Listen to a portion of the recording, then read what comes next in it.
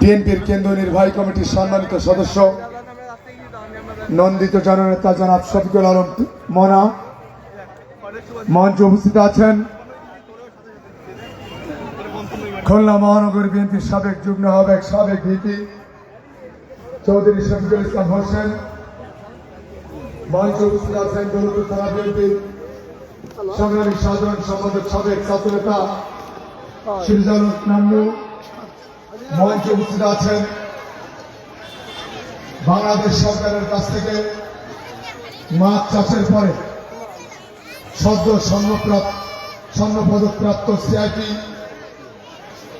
আমার সৌদরাজন বড় ভাই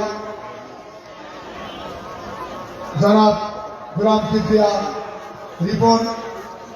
মঞ্চে উপস্থিত আছেন বিশিষ্ট ব্যবসায়ী সমাজসেবক ইঞ্জিনিয়ার তিন।